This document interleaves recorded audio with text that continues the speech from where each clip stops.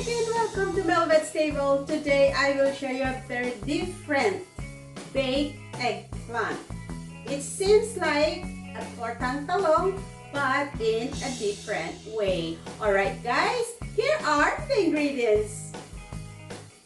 We will need 3 cloves of minced garlic, 2 tablespoons of tomato paste, 2 tablespoons of fresh basil leaves, 1 teaspoon of ground black pepper, 1 teaspoon of salt, 1 big piece finely chopped Roma tomato or any tomatoes, 1 cup chicken broth, 1 medium-sized white onion or any kind of onions, and 1/4 cup of grated cheddar cheese. This is optional guys, you can put if you want to. And 7 pieces of round big eggplants, and of course 1/4 kilogram of minced pork. You can use beef or you can use chicken as well, or any minced meat that you want to use. Alright guys, so now we will start cooking our eggplant. Alright guys, first we have to peel the eggplant into 4 equal parts, okay? It's like a design, guys. Di-design natin siya.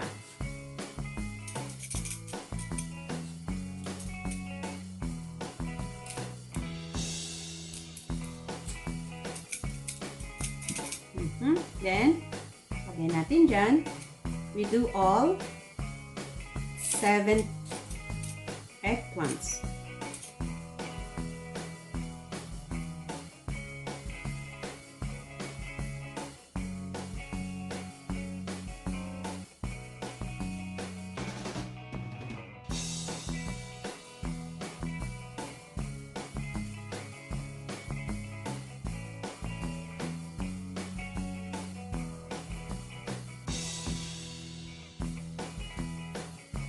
Okay guys, and then we will bake this for about 30 minutes hanggang lumambot. Lalagyan ko ng konting olive oil sa taas. Okay, drizzle, drizzle.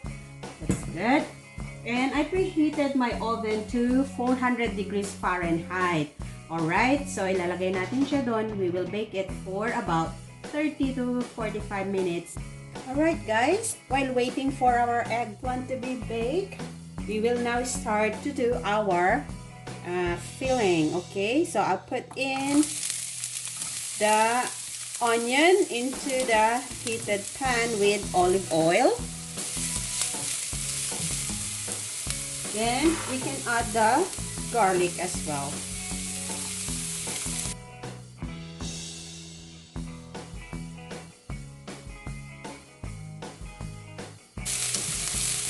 I think this is good enough. We may now add the pork.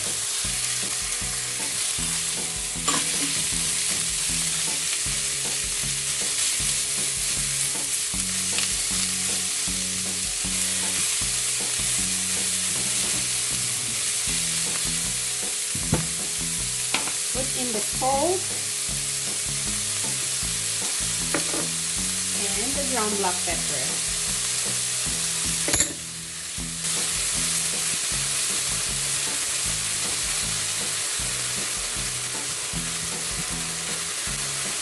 Alright guys, we may now add the chopped tomatoes. We will cover the pan. Oops, that's okay. Alright guys, let's check it again.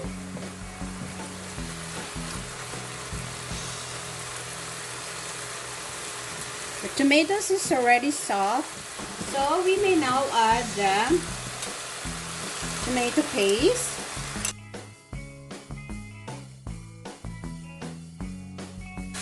And the basil.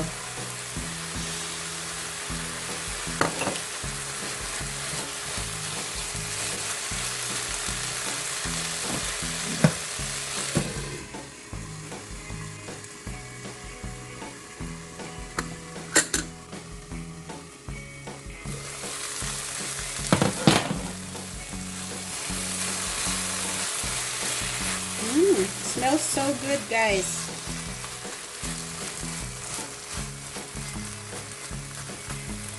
And then, you can now add the cheese.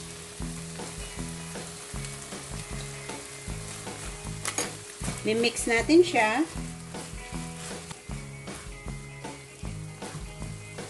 Okay. Turn off the heat. And we will set this aside to cool down.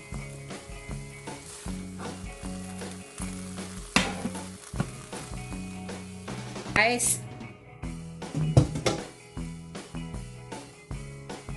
Right, guys, I think our eggplant is already cooked from the oven. So I'm gonna take it out and let it cool down for a bit also before we're gonna put the stuff inside the eggplants. Okay?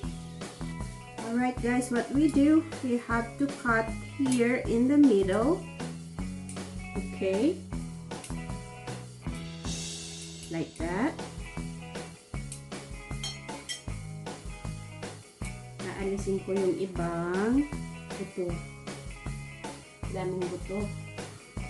You can use any kind of eggplant, guys. Kung gusto niyo yung, piliin nyo lang yung pantay-pantay ang laki. Okay? Parang maggagawa tayo ng hole. Alright? So,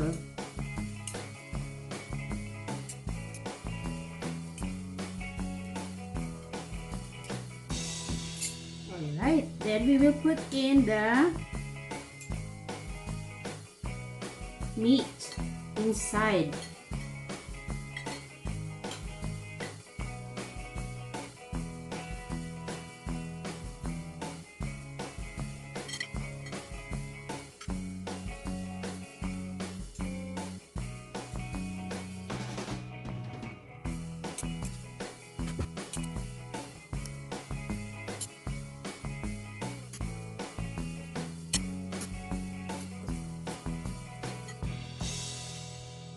Alright, and then we will put some design. So guys, I just got a green bell pepper and a red bell pepper, so we can make a design. Okay, lalagyan lang natin siya ng konting design. Ito mahaba. There you go.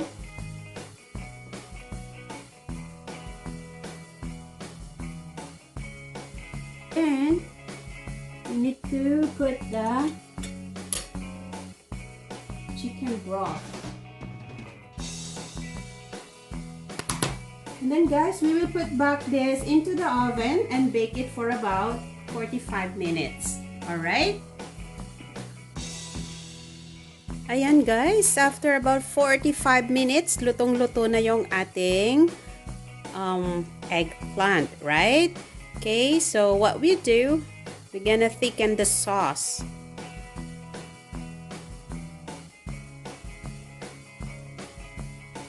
Alright guys, pakukuloyin natin ng konti. And then, we will put just a little bit of cornstarch with water.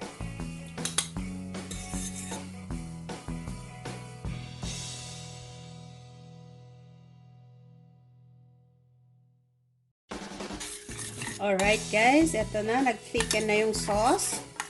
Alright guys, ililipat ko lang siya sa malinis na lalagyan upang sa ganon, malinis siya tignan. Alright?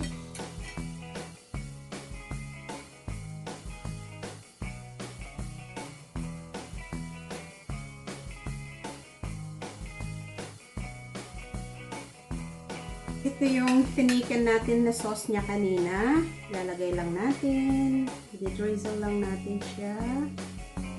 Paikot. Para magkakaroon siya ng sauce. At kinain natin.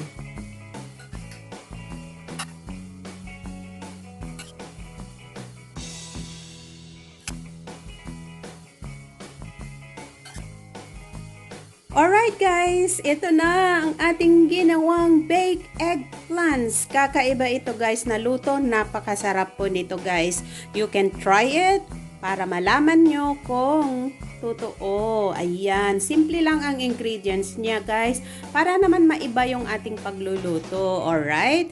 To all my subscribers, thank you so much for your support to Mhelbeth's Table. And if you're new in my channel, please don't forget to click on the subscribe button and the notification bell. So you'll always be updated every time I will post a video in my channel. Alright guys, enjoy your eggplants. Baked eggplant. Super yummy, delicious. Alright, see you next time guys. Thank you so much to everyone.